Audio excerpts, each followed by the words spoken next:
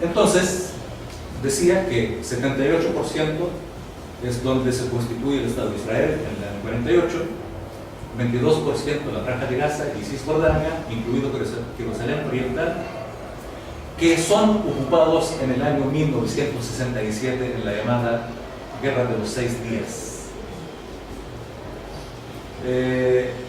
Con esto, en 1967, se completa la ocupación de la totalidad de la Palestina histórica, los 27.400 kilómetros cuadrados. Con la ocupación del año 48, casi 3/4 partes del pueblo palestino fueron expulsados de sus hogares y desde entonces viven en campos de refugiados. Próximamente vamos a cumplir 70 años de destierro, de ocupación y de la condición de refugiados. 70 años. En el año 67, cuando Israel ocupa los territorios palestinos de la Franja de Gaza y Cisjordania, incluido Jerusalén Oriental, también ocupa otros territorios de otros estados árabes. Sería bueno recordar la península del Sinaí, territorio egipcio que fue ocupado. Sería bueno recordar también los Altos del Golán, territorio sirio que fue ocupado en esta misma guerra. Sería bueno recordar una pequeña franja del reino hashemita de Jordania, que es el valle de Arabá, y sería bueno recordar también una pequeña franja en el sur del Líbano, que son las granjas de Shabak. Entonces, este pequeño Estado de Israel,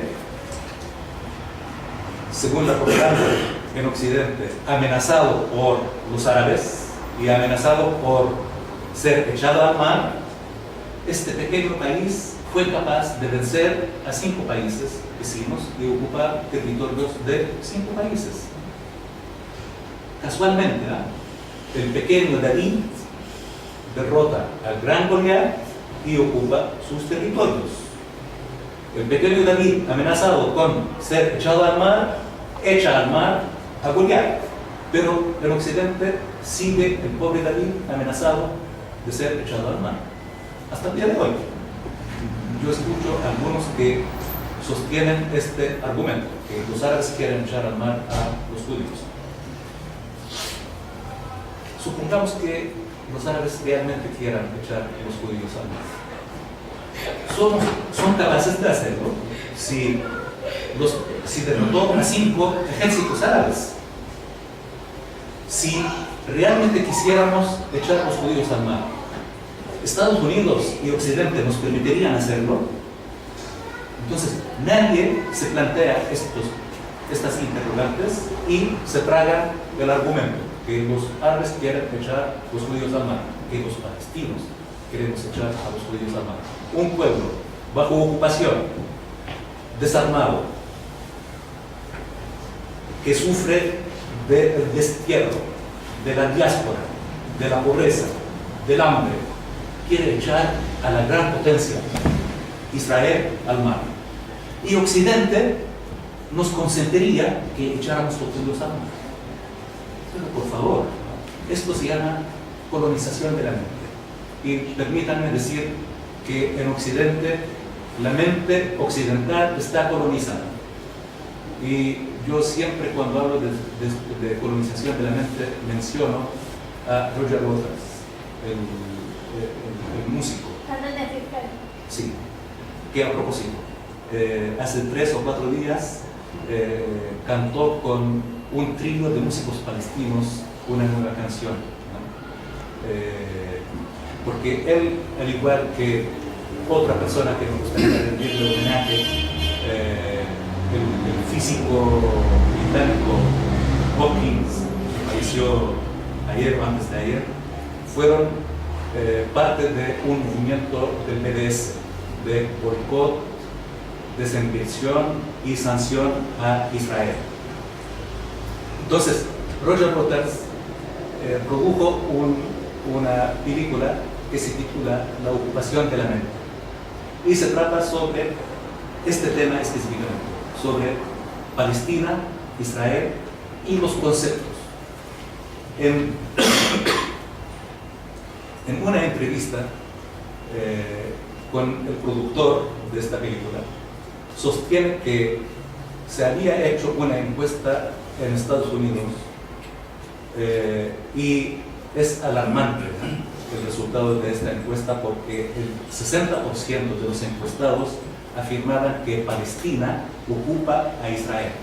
Fíjense la aberración, que 60%, ¿no?, en Estados Unidos, la gran potencia, ¿no?, que emana civilización, que emana democracia y conocimiento. 60% de los encuestados afirman que Palestina ocupa a Israel. Y por favor, no me crean, ¿no?, averigüen. Esto lo pueden encontrar en internet. Esto salió en un artículo de La Jornada de México. Busquen, ¿no?, y lo van a encontrar. Este mismo productor afirma que en México se hizo una encuesta similar. Y siendo México un país hermano del tercer mundo, entre comillas, 40% de los encuestados afirman que Palestina ocupa a Israel. No quiero hacer la encuesta acá, supongo que no es tanto para la ignorancia. En la Argentina supongo que el nivel cultural es superior al de Estados Unidos. No supongo, lo sé, es muy superior al de Estados Unidos. Entonces, el pueblo palestino no solo tiene que luchar en contra de la ocupación, de la usurpación, del colonialismo y de la represión de la potencia ocupante, sino también tiene que luchar en contra de la ocupación de la mente de los ciudadanos occidentales.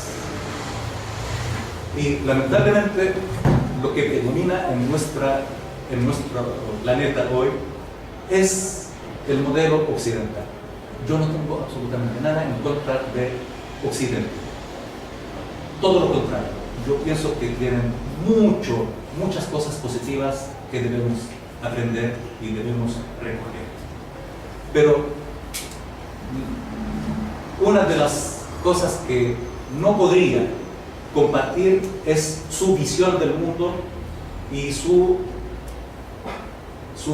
visión patriarcal del mundo, de sentirse responsable y con autoridad para dictaminar el destino de otros pueblos y del mundo. ¿Y quién les dio este derecho? Ni siquiera los pueblos occidentales les han dado este mandato. Lo que no puedo aceptar de la cultura, perdón, de la visión occidental es su visión de la necesidad de choque entre civilizaciones y culturas. ¿Y por qué estamos condenados a un choque de civilizaciones y culturas? ¿Y por qué no tomar las palabras del Papa de que lo que necesitamos son puentes de entendimiento, de comprensión entre los pueblos, de diálogo entre culturas? Esto es algo sumamente rico y factible.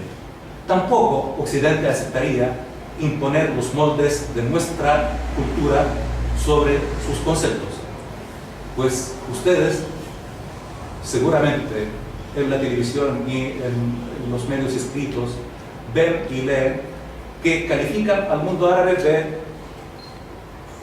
atrasado, de tribalista, de totalitario. Bueno, yo no voy a cuestionar si es totalitario o no, porque realmente la mayoría de los regímenes árabes sí lo son. Pero esto de atrasado, ¿con respecto a qué? ¿Acaso los aztecas o los incas eran atrasados? Los españoles los trataron como salvajes. ¿Atrasados con respecto a qué? Siempre hay que tener presente esto. Somos diferentes, pero esto no significa ni que seamos mejores ni peores. Simplemente somos diferentes. Y siendo diferentes, esto nos hace, tal vez esto hace la civilización más rica, porque esto debería ser una fuente de riqueza, la diversidad, la diferencia. Y no tenemos que ir al choque ni a la confrontación. Lamentablemente, Israel y las potencias occidentales nos quieren llevar a esto, a que somos diferentes y hay que ir al choque, a la confrontación. Porque Israel se identifica como parte y una prolongación de la civilización occidental. Y Occidente así lo trata. Está bien, no tengo nada en contra de que sea prolongación de Occidente.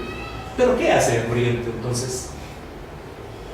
Yo pienso que este argumento juega en su contra, ¿eh? Si son parte de Occidente y están en Oriente, es porque son colonialistas, ¿o no?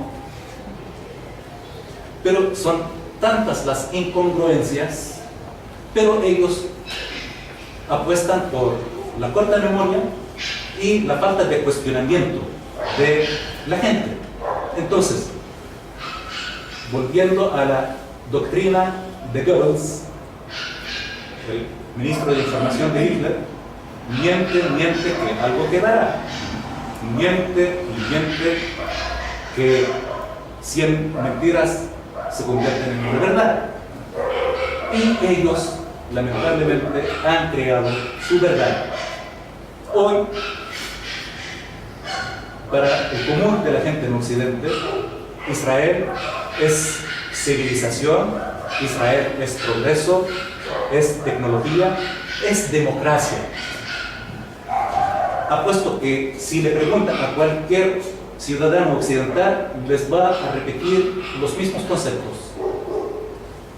Pero alguien ha preguntado, ¿cómo una democracia puede discriminar a su propia población?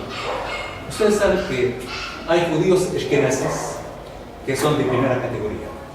Luego hay judíos sefaradíes, segunda categoría. Luego hay judíos falashas. ¿Saben quiénes son los judíos falashas? Son africanos, son tercera categoría. Luego vienen los drusos, que son ciudadanos árabes, palestinos.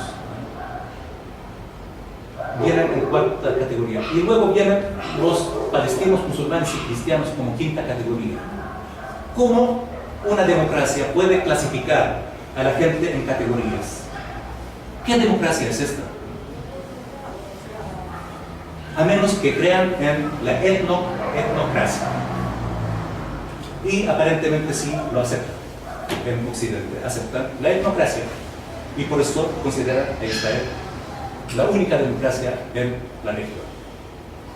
Esa democracia es la única en el mundo, salvaje de Oriente y civilizado de Occidente, donde un niño de 12 años puede ser juzgado en tribunales militares. Un niño de 12 años puede ser juzgado en tribunales militares. Y esto está legislado. Se basan en leyes aprobadas en el Parlamento israelí, en la Knesset. Ayer se aprobó una ley en primera lectura que es del nacionalismo, donde se identifica, y con esto ya cambia la constitución, los conceptos, la ideología, todo, donde se define a Israel como el Estado de los judíos. Quiere decir que cualquiera que no sea judío no tiene acceso a la ciudadanía. Y al decir que es el Estado de los judíos, ¿qué pasa con los judíos argentinos? ¿Será Israel su Estado? Y yo pienso que es responsabilidad de las comunidades judías pronunciarse, no aceptar esta aberración, porque Israel vende este concepto de que es el Estado de los judíos. Y como la mayoría de los judíos callan esto, entonces pasa como Estado de los judíos. Yo sé que hay voces judías muy valientes y valiosas que han levantado sus voces en contra de esto y se han identificado. Aquí en Argentina hay grupos y compañeros valiosísimos que han alzado sus voces en contra y han reiterado una y otra vez que son ciudadanos argentinos de religión judía. Y se han pronunciado por una solución pacífica en Palestina y han condenado las políticas colonialistas del Estado de Israel. Los hay. Son minoría, pero esto no los hace menos valiosos. Al contrario, los hace más valiosos, siendo mayor que minoría. Pero es responsabilidad de los judíos y de todos los ciudadanos. Primero, informarse. Segundo, no dejarse engañar. Tercero, hacer valer los principios y los valores de la humanidad. Porque cuando hablamos de justicia, yo no puedo creer que la justicia sea diferente en Vietnam que en la Argentina. Justicia es justicia, es un valor humano. Cuando hablamos de libertad, no podemos exigir libertad en Venezuela y de los presos políticos en Venezuela y aceptar que haya en 50 años en el territorio palestino ocupado de apenas 4,5 millones de habitantes ha habido 1 millón de presos políticos palestinos. 1 millón de presos políticos palestinos. Entonces, se exige, claro, yo estoy por la libertad de todos los presos políticos, independientemente del país donde estén o de la ideología que tengan, ¿no? Pero, ¿por qué se reclama libertad de los presos políticos en Venezuela y se calla el encarcelamiento de los presos políticos palestinos? ¿Por qué se calla el encarcelamiento de Tamim, una niña que fue encarcelada por el crimen de abofetear a un soldado que había invadido su casa, en su casa, ¿no? No fue en la calle siquiera, porque todo nuestro país está invadido, en su casa, en su hogar, ¿no? Invadió su hogar y le había disparado a su primo hermano, al primo hermano de Ángel, ¿no? Entonces, por una bofetada, está siendo juzgada y tiene 12 cargos en un tribunal militar, una niña de 16 años. Pero, ¿saben qué? Esto, yo pienso que es una denuncia al verdadero Israel y la esencia de Israel. Y porque ellos están conscientes de que esta bofetada no iba dirigida al soldado, sino a lo que representa. Y esta bofetada puede ser similar al acto de rebeldía de Juana de Arco. Y hay quienes ya han calificado a Tamim como la Juana de Arco de Palestina. Pues les cuento que en las cárceles israelíes hoy hay 6.200 presos políticos palestinos, entre los cuales hay 300 menores de edad, 350 menores de edad, entre los cuales hay decenas de mujeres, entre los cuales hay decenas de presos que llevan, fíjense el número que voy a decir, llevan 36 años en la cárcel, con todo el cariño, el respeto, admiración. Nelson Mandela estuvo 27 años encarcelado. Karim Younes lleva 36 años encarcelado.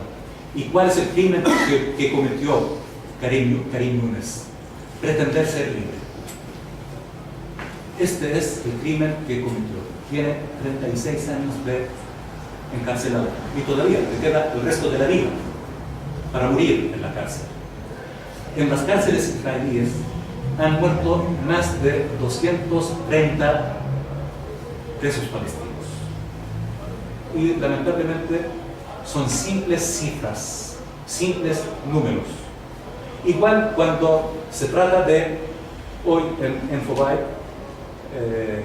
aparece una noticia que un acto terrorista de palestinos en contra de soldados israelíes. Un ciudadano palestino atropelló a unos soldados y fallecieron 2. Un acto terrorista.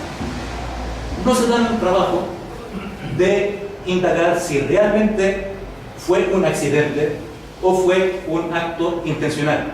Yo no niego que sea un acto intencional, ¿no? Puede serlo, ¿no? Pero el soldado israelí que ocupa a Palestina, que masacra a su pueblo, que reprime a nuestro pueblo, es civilizado y actúa conforme a la civilización occidental.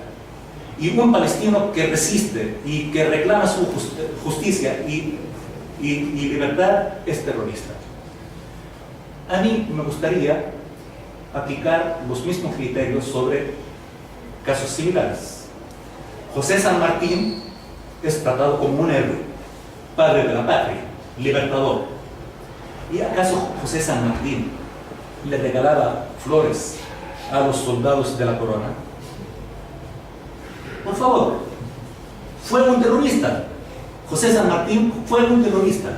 George Washington fue un terrorista, conforme a este concepto. ¿Y por qué Yasser Arafat es terrorista si lucha por la independencia, por la libertad? ¿Por qué Ahmed Tamimi es terrorista que lucha por la libertad?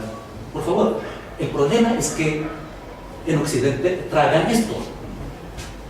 Los partisanos en Europa que lucharon en contra de la ocupación nazi fueron héroes. Los guerrilleros palestinos son terroristas. Pero por favor, seamos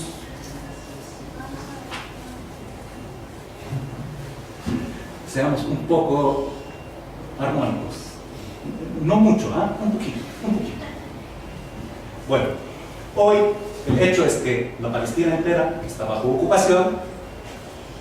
Israel cada vez va más hacia la extrema derecha y al fascismo. Y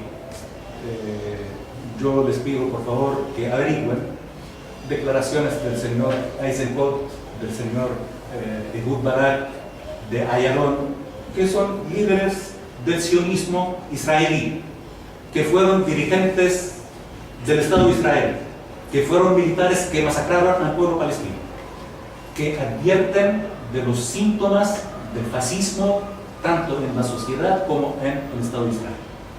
No lo digo yo, averigüen. Estoy citando nombres.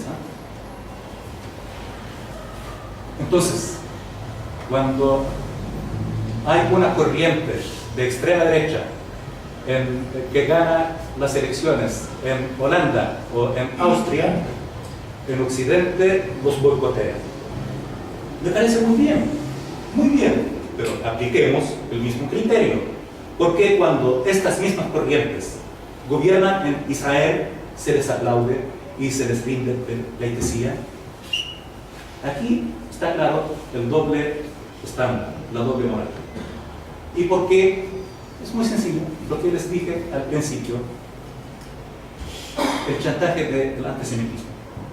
Y en Occidente nadie quiere ser tildado de antisemita. Pero, por favor, libérense un poquito. Y por favor, cuando hablo de Occidente no me refiero a ustedes, me refiero a los otros occidentales, a Estados Unidos, a Europa, ¿no? Ustedes son tan nuestros como nosotros suyos, ¿no? Y compartimos los mismos ideales. Así que, por favor, no lo tomen en contra de ustedes cuando hablo de Occidente.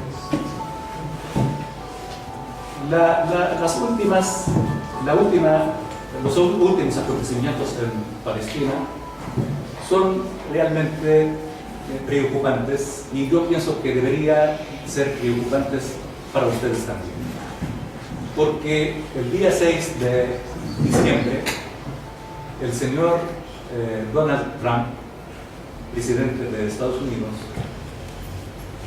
anunció su decisión de reconocer a Jerusalén como capital de Israel, y también anunció su decisión de trasladar su embajada desde Tel Aviv a Jerusalén. ¿Por qué deberían preocuparse? Porque esto atenta en contra de las reglas de convivencia, va en contra del derecho internacional y de las convenciones internacionales. Pues conforme al derecho internacional y las convenciones de Ginebra, una potencia de ocupación no puede anexar parte del territorio que ocupa al país ocupante. Una potencia de ocupación no puede alterar ni cambiar el estatus del territorio ocupado. Una potencia de ocupación no puede llevar su población civil al territorio ocupado. ¿Qué hace Israel? Todo esto. ¿Y qué hace Estados Unidos con este anuncio? Es, entre comillas, legitimar lo que hace Israel. El mensaje de la decisión del señor Trump es que cualquier país más fuerte puede ocupar el territorio de un país menos fuerte y Estados Unidos lo reconocería como parte del territorio del país más fuerte. Este es el mundo donde queremos vivir, donde el más fuerte, donde prima la ley de la selva, donde el más fuerte somete al menos fuerte. Se supone que somos seres civilizados y los seres civilizados supuestamente no aceptan esta lógica, pero el centro de la civilización de nuestro mundo, Estados Unidos, está imponiendo un nuevo concepto y una nueva forma del trato entre las naciones, entre los pueblos, entre los estados, entre los países. Y por eso yo pienso que esto no solamente atenta en contra del pueblo palestino, sino en contra del conjunto de las naciones y en contra de toda la humanidad. Y por eso cuando cualquiera condene o proteste en contra de esta medida, no estaría solamente solidarizando con el pueblo palestino, sino con el derecho internacional, con las convenciones internacionales. Yo no pretendo convencer a nadie para que sea pro-palestino o anti-israelí. Yo les pido solamente que antes de que cualquiera tome una postura, que se informe bien, que lea, que averigüe, y con la información en la mano es libre de optar y de elegir de qué lado quiere estar. Es legítimo estar en el lado que uno quiera estar. Por lo tanto, no les pido que sean pro-palestinos, simplemente les pido que se informen, por favor. Ahora, el pueblo palestino ha apostado por una solución pacífica basada en algo que fue una invención de Occidente, que se llama la solución de dos estados, lo cual es otro concepto engañoso y es parte de la ocupación de la mente, porque hablar de solución de dos estados es poner en igualdad de condiciones a las dos partes. Es como decir que hay dos estados, el de Palestina y el de Israel, o decir que no hay dos estados, ni el de Israel ni el de Palestina. ¿Es cierto o no? Cuando se habla de dos estados, pues hay uno que ya cumple 70 años. El que no está es otro, uno, que es el estado de Palestina. Entonces, si quieren ser justos, deberían hablar de la solución de crear el estado de Palestina, de establecer el estado de Palestina, lo cual es un derecho de nuestro pueblo, porque el pueblo palestino ha aceptado al Estado de Israel sobre el 78% de nuestra patria histórica. Yo no creo que nadie ha sido tan generoso como nuestro pueblo, aceptar otro Estado sobre el 78% de nuestra patria. Y lo que reclamamos es tan solo un Estado palestino sobre el 22% de nuestra Palestina histórica. Les recuerdo, son los territorios ocupados en el año 67, la Franja de Gaza y Cisjordania, incluido Jerusalén Oriental. Ahora con la política del señor Trump, que lamentablemente está chantajeando a los otros países para que sigan su política, y seguramente habrán escuchado las declaraciones de la señora Nikki Haley, la representante norteamericana en Naciones Unidas, y del propio señor Trump. Sabrán que en diciembre pasado hubo una votación en la Asamblea General sobre la decisión norteamericana de reconocer a Jerusalén como capital de Israel. Y la señora Haley, no sé cómo decir, no quiero ser mal educado, pero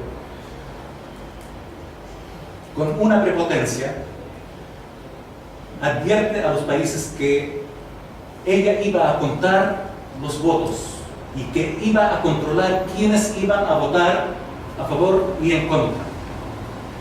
Y el señor Trump al día siguiente decía: nosotros lo tenemos vigilados, están a la vista y no vamos a ayudar a los que votaron en contra de Israel. Esta es la política norteamericana. La señora Nikki Haley, la semana pasada se efectuó la convención de AIPAC. AIPAC es el lobby sionista en Estados Unidos.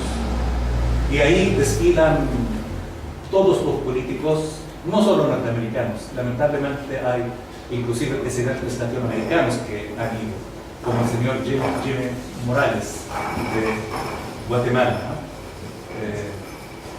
La señora Nikki Haley, al margen de la convención de AIPAC, la entrevista y dice que ella usa zapatos taco alto, no porque sigue la moda, sino para usar estos zapatos, tacos altos, para golpear a los que se oponen a la política israelí. Este es el nivel de la política norteamericana, los tacos de los zapatos de la señora Nikki Haley. Bueno, no todo es negro, ni todo es amargura. Nuestro pueblo, yo decía que es un pueblo milenario que ha permanecido en nuestro territorio a lo largo de toda la historia. Les cuento que la ciudad más antigua de la historia que aún sigue habitada es Jericó. Seguramente la conocen, una ciudad bíblica. Y tiene 10.000 años de historia. Y desde hace 10.000 años a la fecha ha mantenido su vida con habitantes. Nunca ha sido abandonada esta ciudad de Jericó. Y a mucha honra, yo nací en Jericó, pero no en la ciudad de Jericó, sino en un campo de refugiados cerca de Jericó. Entonces, a lo largo de la historia hemos estado ahí y vamos a estar ahí para siempre. Con esto termino. Ho Chi Minh, el líder de Vietnam, que luchaba en contra de la gran potencia, del gran imperio, decía: nos pueden matar, nos pueden aplastar, nos pueden hacer cualquier cosa, pero algo no pueden hacer: quitar nuestra voluntad de resistir. El pueblo palestino sigue el ejemplo de otros pueblos que han luchado por su independencia, por la justicia y por la libertad. La semana pasada, ustedes sabrán que el presidente palestino es un hombre de edad, tiene 83 años. En una convención de su movimiento, de Al-Fatah, a puertas cerradas, pero se filtró esto. Le decía a sus compañeros: tal vez esta sea la última reunión a la que asisto, por la edad y porque dicen que están aquí. Pero les decía, quiero que tengan claro que el señor Trump puede decir lo que quiera y puede hacer los anuncios que quiera. El señor Netanyahu puede hacer lo que quiera. Lo que no pueden hacer es que nos sometamos. Y este es el ejemplo. Tanto el señor Ben-Gurion como James Foster Dulles, ¿saben quién fue? Un secretario de Estado norteamericano. Decían de los palestinos: en los años 50. Los viejos morirán y los jóvenes olvidarán, refiriéndose a que las nuevas generaciones de palestinos olvidarán a Palestina. Pues Ahmed Tamimi es la representante de las nuevas generaciones. Los viejos sí, igual que todos, mueren, pero las nuevas generaciones nacen palestinas y seguirán siendo palestinas hasta el logro de un objetivo que es un valor humano: justicia y libertad. Gracias.